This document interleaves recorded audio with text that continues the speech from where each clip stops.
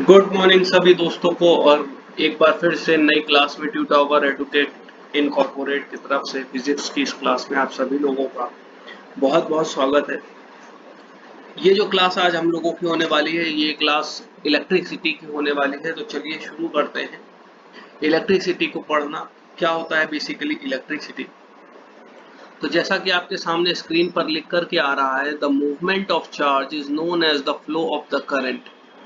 यानी कि जब भी कोई चार्ज चलता है तो उसे कहते हैं करंट का चलना।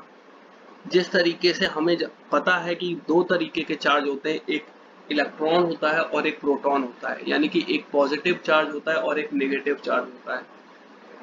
तो प्रोटॉन एज अ न्यूक्लियस काम करता है, इसलिए electron is free to move. तो जब इलेक्ट्रॉन मूव करता है तो उसी को बोलते हैं कि करंट चल रहा है, यानी कि करंट फ्लो हो रहा है किसी भी वायर में या किसी भी कंडक्टर में। तो movement of charge is known as the flow of current. Basically, we can say that the movement of electron is known as the flow of the current. When the charge of the flow in the conductor, that is called, when the charge flow in the conductor, this is called the current is flowing. मतलब कि अगर किसी भी conductor में अगर charge flow हो रहा है तो हम लोग ये कहेंगे कि उस कंडक्टर में करंट फ्लो हो रहा है। अगर इस बात को थोड़ा और अच्छे से हम लोग देखें तो हम लोग जैसे कि नीचे वाली लाइन कह सकते हैं कि अगर करंट फ्लो हो रहा होता है तो उसी को बोलते हैं कि इलेक्ट्रिसिटी फ्लो हो रही है। ठीक है। वैसे जो चार्ज होता है, टोटल नंबर ऑफ चार्ज, वो नंबर ऑफ इलेक्ट्रॉन्स के बराबर है। यानी कि अगर एक सेकंड में जितने भी इलेक्ट्रॉन्स निकल जाते हैं वही टोटल नंबर ऑफ चार्ज होता है, यानी कि टोटल नंबर ऑफ चार्ज निकल गया। तो हम लोग कह सकते हैं कि टोटल नंबर ऑफ इलेक्ट्रॉन जो किसी भी कंडक्टर में फ्लो होता है उसी को कहते हैं total number of charge. So हम लोग कह सकते हैं the total number of charge flow from the conductor is known as the current. अब अगर हम लोग बात करें कि टोटल नंबर ऑफ चार्ज को फॉर्मूले से कैसे हम लोग दिखा सकते हैं, तो Q is equal to N E, जहां पे n नंबर ऑफ इलेक्ट्रॉन और E जो है उस इलेक्ट्रॉन के ऊपर चार्ज होता है। अगर हम लोग थोड़ा आगे पढ़ें तो इलेक्ट्रॉन के ऊपर चार्ज होता है -1.6 into 10 to the power -19 coulomb का। इसके ऊपर चार्ज होता है 1.6 into 10 to the power -19 coulomb का। उसी तरीके से प्रोटॉन के ऊपर चार्ज होता है प्लस का 1.6 into 10 to the power -19 coulomb. इसीलिए कोई भी एटम जो होता है वो इलेक्ट्रिकली न्यूट्रल होता है, क्योंकि उसके पास नंबर ऑफ चार्ज जो इलेक्ट्रॉन के ऊपर होता है वो भी उतना ही होता है जितना कि प्रोटॉन के ऊपर होता है। इसीलिए हम लोग कह सकते हैं कि जो टोटल नंबर ऑफ चार्ज किसी भी एटम के ऊपर है वो जीरो रहेगा, या वो एटम इलेक्ट्रिकली न्यूट्रल रहेगा।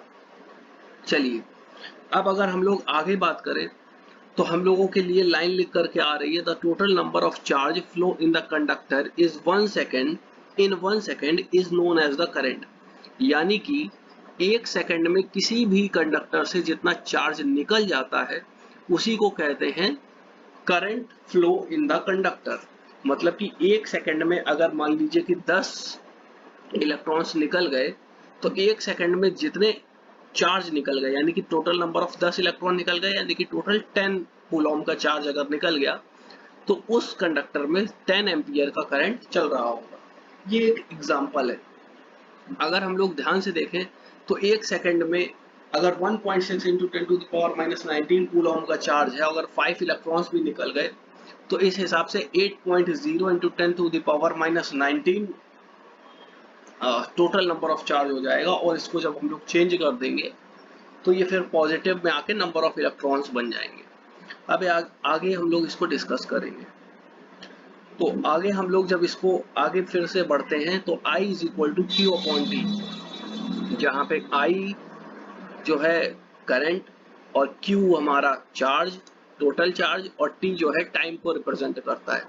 तो हमारे पास फॉर्मूला बन के आ जाता है I is equal to Q upon T, जहाँ पे I क्या है, करंट है, और इसकी यूनिट कूलॉम पर सेकंड या फिर एम्पियर होती है। करंट की यूनिट कूलॉम पर सेकंड या फिर एम्पियर होती है। चलिए आगे अगर हम लोग बात करें डायरेक्शन की, तो जो करंट की डायरेक्शन होती है वो हमेशा इलेक्ट्रॉन की डायरेक्शन के अपोजिट होती है। यानी कि इलेक्ट्रॉन खुद निगेटिव होगा तो वो पॉजिटिव की तरफ चलेगा, तो इस हिसाब से अगर हम लोग करंट की डायरेक्शन निकालेंगे तो वो हमेशा पॉजिटिव से निगेटिव की तरफ जाएगी। तो आई होप कि चीज़ें आप लोगों को समझ में आ रही हैं, और अगर नहीं आ रही तो आप इस वीडियो को फिर से प्लेबैक करके देख सकते हो।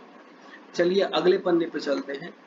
अगले पन्ने पे हमारे पास आ रहा है इलेक्ट्रिकल पोटेंशियल या इलेक्ट्रिक पोटेंशियल।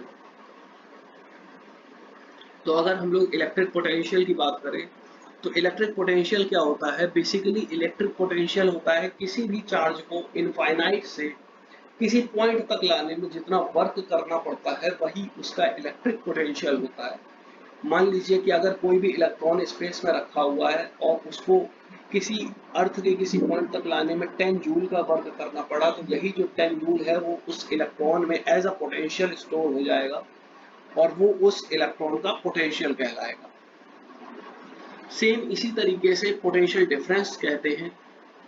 पोटेंशियल डिफरेंस होता है कि किसी भी दो चार्जों के बीच के पोटेंशियल के डिफरेंस को पोटेंशियल डिफरेंस कहते हैं।